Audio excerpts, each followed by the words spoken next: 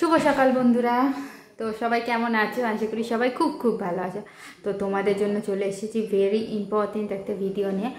যেই কাজটা আমরা শুরু করছি, নতুন একটি কাজ, সেটা তোমরাও শুরু করতে পারো। তো যদিও এটা দুপুরবেলার দিকে ভিডিওটা আমি করছি, যেহেতু একটু পরে সবাই বেরোবো, ওই কারণে তোমাদের সাথে একটু ভিডিও শেয়ার করে নিলাম। যেহেতু সেখানে গিয়ে আর তেমন ভিডিও করা আমার হবে না, ভীষণ বাজ পড়ছিল এখানে, আর বৃষ্টি তো হচ্ছে, তো হালকা হালকা বৃষ্টি হচ্ছে, তার মধ্যেই যাব।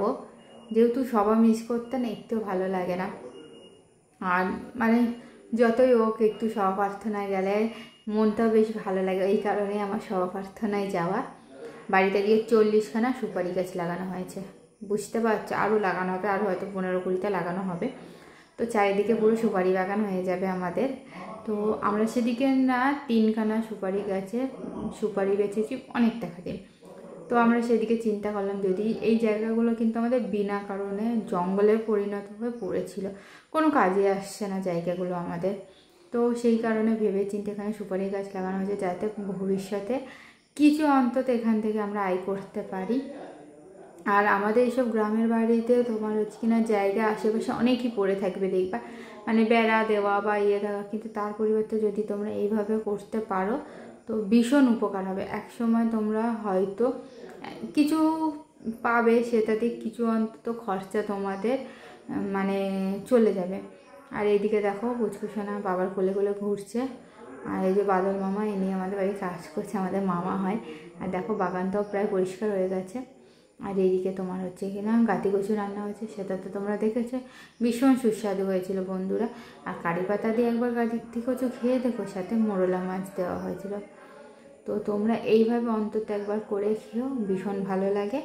আর একটা কথা, কারি পাতা দেওয়া মানেই হচ্ছে তোমার হজম শক্তিটা বাড়াবে, এই কারণেই বন্ধুরা সবাই গিয়েছিলাম। যেহেতু তোমার হচ্ছে আমাদের দিকে ভীষণ বাজ পড়েছে, আজকে বৃষ্টি কম আছে কিন্তু বাজ ভীষণ পড়েছে বন্ধুরা।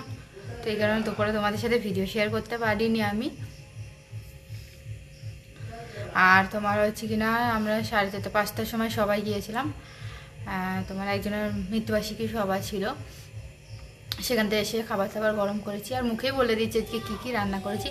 আজকে তোমার হচ্ছে মোরলা মাছ দিয়ে মোরলা মাছ দিয়ে শাপলা ভাজি করেছি, ওটা মা করেছে। আমি নোটের শাক ভাজি করেছিলাম প্লেন, আর তোমার হচ্ছে একটু গাতি কচু করেছিলাম, আর এমনি মাছের ঝোল করেছিলাম, ব্যাস। আর আজকে বেশি কিছু রান্না করিনি। আর একটা কথা, তোমাদের তো সাথে আমি দেখালাম যে আমি ওই গাছগুলো ইয়ে করা হয়েছে, তো তোমরা অবশ্যই করতে পারো যাদের জায়গা আছে। আশা করি লাভবান হবে তোমরা সবাই। আর আজকের মতো ভিডিওটা এতদূর পর্যন্তই।